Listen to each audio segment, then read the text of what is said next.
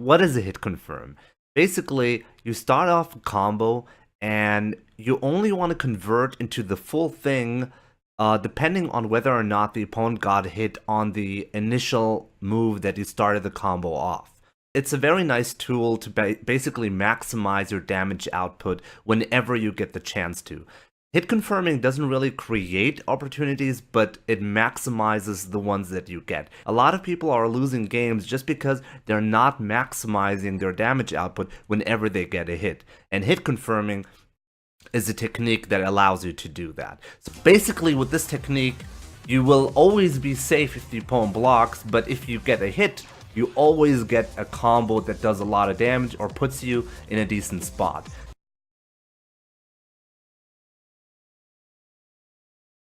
It's very important to set the training dummy to block randomly. The reason why we want to have this is you don't want to trick yourself into believing you're hit confirming when you're not.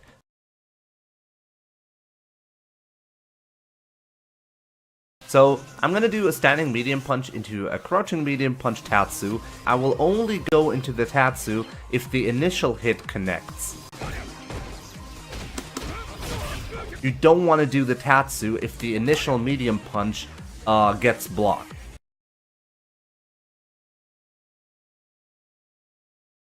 Crouching light kick into crouching light punch hard shoryuken. The really important aspect is you're trying to visually confirm whether the crouching light kick connected.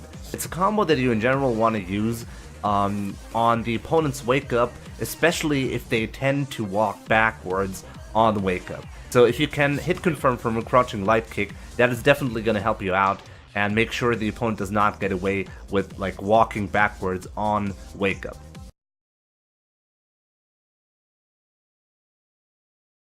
Standing light punch into standing light kick hard shoryuken. So let's say the opponent knocks you down. Sometimes you will have to challenge your opponent by waking up by with a button. Don't just wake up with pressing a button. Hit confirm that button into a combo. Basically, you reverse the momentum. When you're doing this on defense after a knockdown, you have very limited control over where the opponent is actually standing when you do the initial hit.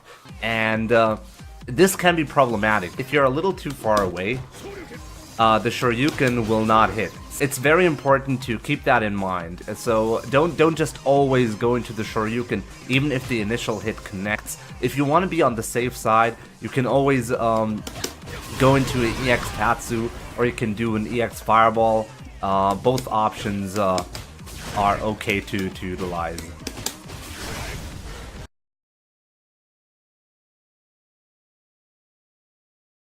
Take a look at tournament footage and try to see what kind of strings a pro player use, especially if they use the character you play with. Because pro players, they do train, they go into training mode and try to figure out really good strings, nice hit confirms that have a lot of upsides and they're very hard to punish.